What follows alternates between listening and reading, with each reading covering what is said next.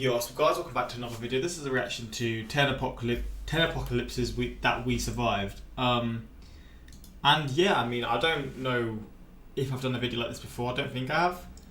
But I mean, in terms of the context of the video, I don't know what events are going to come up. I mean, I'm going to guess maybe like an ice age. Obviously, you got the probably meteors and stuff. But like, I don't know specific events that'll be on here. Maybe when they come up, it will sort of spark a memory in my head about learning it in school and stuff. But yeah, we're just going to see. Hopefully going to enjoy.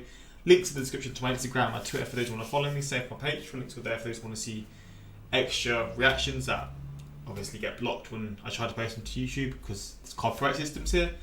Or just extra suggestions really. But yeah, links are there for those who are interested in seeing more videos. But let's just jump into this.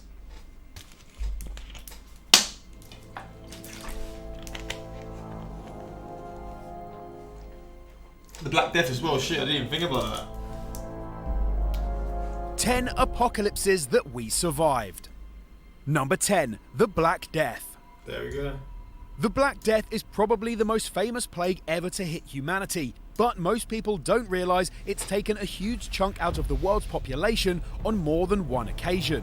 Yersinia pestis, the bacterium responsible for the bubonic plague, had its first breakout appearance in 541 CE. Known as the Plague of Justinian, the disease swept through the Byzantine Empire, killing 5,000 people a day for over a year. Eventually, around 50 million people died, 25% of the... 5,000 people a day.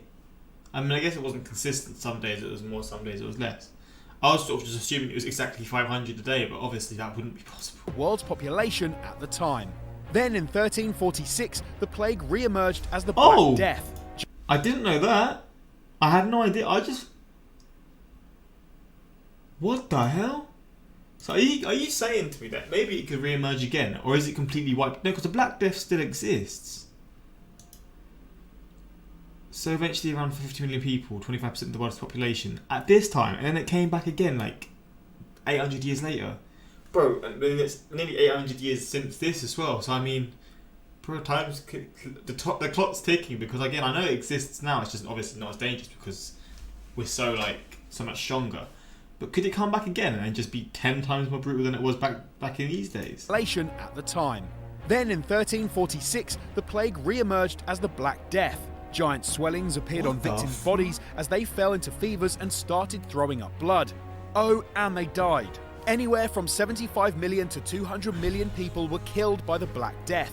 But I guess no one was massively worried about keeping exact records when all their friends were busy vomiting up blood. Yeah, that's a Roughly great way to 60% of Europe's population disappeared, and the world population didn't reach pre-plague levels until 250 years later. Jeez. There was even a third plague outbreak in China in 1855, taking another 10 million people out. Yet humanity survived all of it. Or at least... The plague still exists? Shit, man.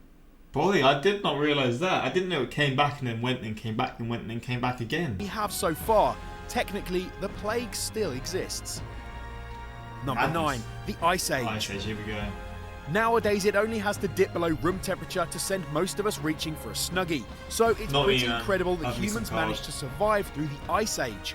Yet that's exactly what scientists now know happened. At least according to research from a journal so scientifically sciencey, they called it Science. The paper dates recently discovered human fossils as 37,000 years old, meaning mankind managed to tough its way through the Ice Age, which is pretty impressive considering that the Ice Age was basically 30,000 years of Mother Nature trying to freeze us off the Earth. With temperatures dipping around the world and plants dying, life suddenly became much harder. Every subspecies of human except Homo sapiens, that's us, and Neanderthals, a dumber version of us, died out. Some scientists think that we only made it through the freezing era because a few hundred of us happened to find a small warm region 200 odd miles east of modern-day Cape Town. If that's true, those lucky few...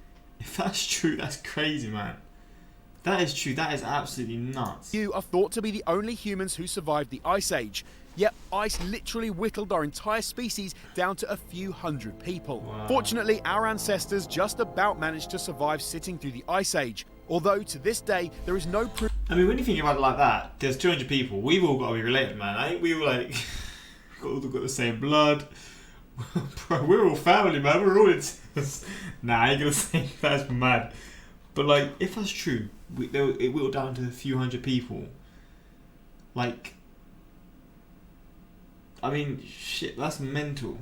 I mean, I feel like I heard about that before, but just hearing it again is just nuts. And we all got, I don't know, they're somewhere in like Cape Town, South Africa, because it was a bit warmer there. Like, flipping out, man.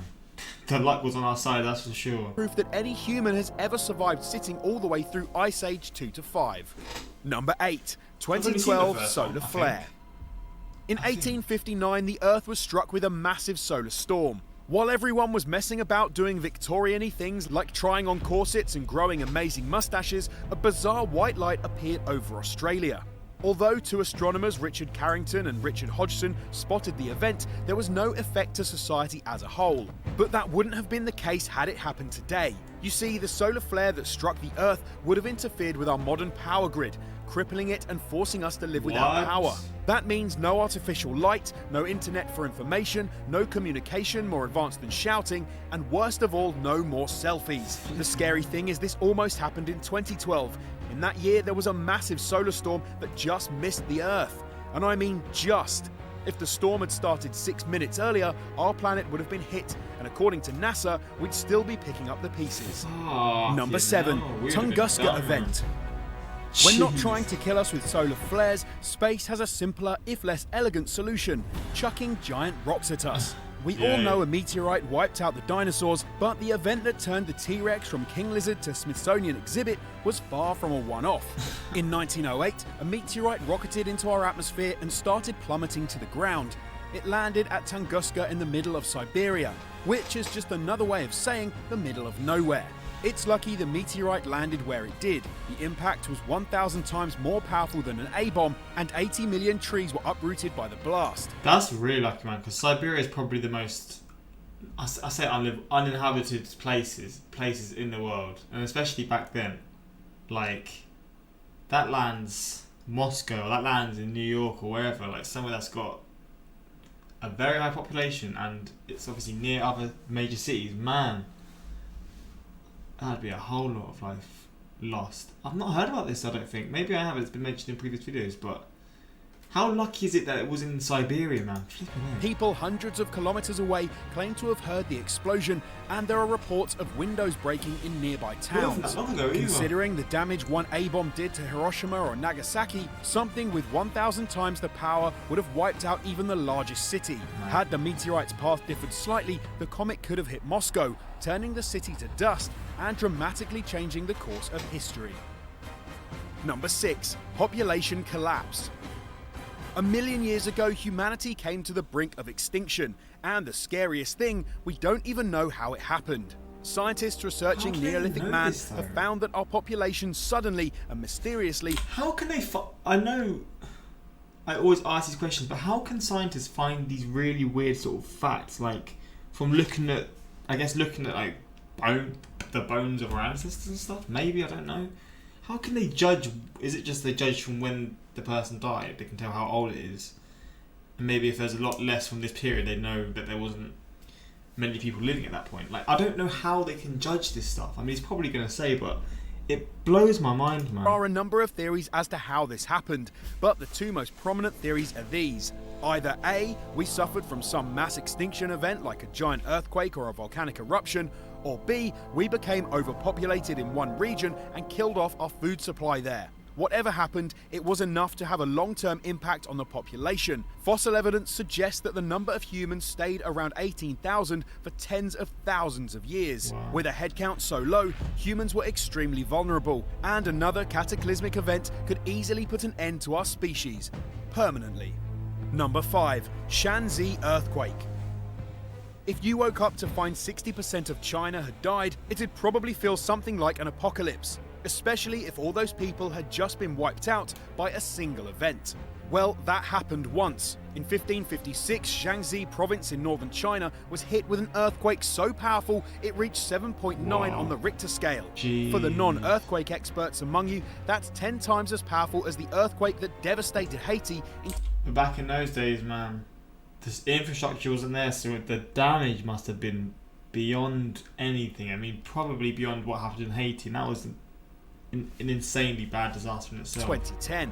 The impact of this China-shaking event was massive. 830,000 people died. That may not sound like a lot compared with the Black Death or the Ice Age, but actually it was a whopping 60% of the population of central China. That's the equivalent of an earthquake killing 780 million people nowadays. Oh my days! The cost of the damage is impossible to measure, but it almost caused the Chinese government and economy to collapse. A similar collapse today would bring the world economy to its knees, sparking chaos and destruction around the world.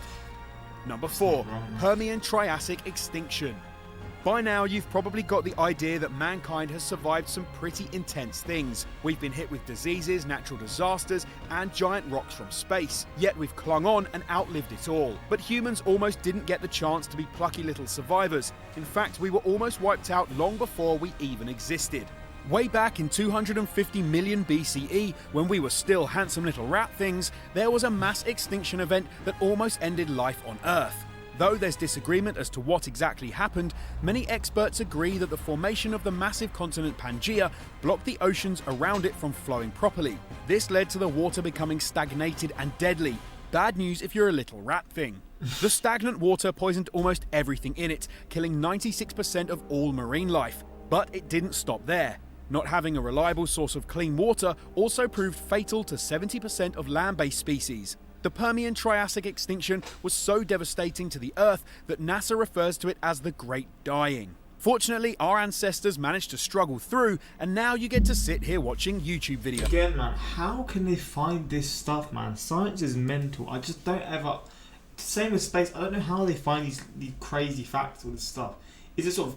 I mean, it's science and probably maths and all this sort of shit that they do, but like, there's probably a bit of guessing in between, right? Because this can't be 100% legit. They can't be 100% sure that this happened, or can they? Like, that's what I can't wrap my head around. It just blows my mind. Number 3, Spanish flu. We've already seen what the bubonic plague could do when let loose on medieval Europe, but in those days, the most advanced medical science got was saying, just throw some leeches at it and try not to upset any witches. For a plague to be as deadly in the 20th century, when we had a decent grounding in disease prevention, seems almost impossible. Yet that's exactly what Spanish flu achieved. In 1918, Spanish flu spread rapidly around the world, infecting 250 million people. The disease turned having a strong immune system into a deadly weakness, causing bodies to overreact to the pathogen by sending countless T cells to the infected area. These cells were often sent in such high concentrations that they blocked the airways to the lungs, causing people to drown in their own fluids. Basically, the disease tricked your body into doing the equivalent of trying to remove facial acne with a shotgun. The disease disappeared by the end of the year, probably mutating into a less deadly strain of flu, but in the short time it had killed 50... Wait, it mutated... Wait, so it mutated but it got less deadly? I didn't know that was possible. I thought things only mutate and get more and more deadly. I didn't know it could mutate and then it would just become less deadly. Wait, is that what he means? What? Wait, I did not even know that was possible. Seems a bit unproductive. You could have got us all on the flipping kill count, but you fucking stopped. Like, what? I don't get that. Is that actually true? 8 million people. A re-emergence of the Spanish flu remains Bill Gates' biggest fear for the future. In fact, he rates the odds of it happening within his lifetime as 50-50. But how can you know that? World War II. It's just guessing. You don't need us to tell you that World War II was a pretty big deal. Over 25 million soldiers perished in the conflict, and 50 million civilians were murdered. Add in the victims of the Holocaust, and that brings the total to a staggering 85 million deaths. But the war was almost even more deadly than that. We now know that I'm actually surprised it's not number 1, to be Hitler honest. had his Nazi scientists working around the clock to develop a nuclear weapon. From 1939 onwards, the German nuclear program grew even closer to successfully splitting the atom. Some even claim that they were on the verge of completing an atomic bomb, and that he already had plans drawn up to nuke London and New York. In a gratifying display of karma, the fact the Nazis were never quite able to rain nuclear hell down on us was in large part due to their own bigotry. All the prominent Jewish physicists in the country had been killed off or fired, leaving the Nazis without many of the leading experts they could have relied on. Jesus. Number 1. Toba supervolcano. When you hear the term supervolcano, you know things are about to get real, and the Toba supervolcano is no exception. As devastating as all the other events on this list have been, this was the closest mankind ever came to extinction. In 70,000 BCE, while humans were still learning which end of the spear to use, the Toba supervolcano suddenly exploded. And we mean exploded. Experts at the real and epically named Volcanic Explosivity Index describe the eruption as mega-colossal. Yet this thing was so big it caused scientists to make up a word just to convey its awesomeness. The heat and power of the eruption vaporized 2,800 kilometers of surrounding rock, sending it all into the atmosphere. For comparison, the Mount St. Helens eruption in 1980 only managed to destroy 1 kilometer of rock. As you might imagine, 2,800 kilometers of rock dust being blasted into the sky isn't great for the environment. The dust blackened out most of the sun's light for 6 years. With little plant life and increasingly sparse prey, most people starved. The global population dropped to around 3,000, and the number of breeding adults left may have fallen as low as 80. Yes, if 80 people hadn't screwed, we wouldn't be here today. That's pretty scary, but there is good news. The fact that only the smartest and most resourceful humans managed to survive probably made us a better species in the long run. So those were 10 apocalypses that we saw. Man, we are lucky as shit. Flip me. God damn. We are surviving yet another apocalypse. Human stupidity. Humanity ends. Mum, it's because you're down. Mother Nature tries to kill all of humanity. Mum, it's because of that downphone of yours. Why is everyone talking about the phones? Earth tries to kill all humans dozens of times and fails. Humans, fine, I'll do it myself. That's a good comment. That's a good comment. Where I learn 10% school, 90% YouTube. Again, I do feel that. But yeah, man, interesting video. I mean, I don't know how spot on all of this is. I mean, it's theorising all these sort of possibilities, and some of them are sort of giving examples of what happened in the past, and if it happened nowadays, it would cause many fucking issues, like the solar flare. Like, I think about that now. If we had no power, that is an apocalypse in itself, because everything in this world relies on electricity nowadays. Like, it's crazy, man. Like, we're very vulnerable to, if something happens, we're all done, man. I mean, some of us aren't, because there's some people who prepare for this sort of stuff. But yeah, I still enjoyed this video. Hopefully you went to enjoy. For more reactions like this, suggest them in the comments. But yeah, until next time, like, subscribe.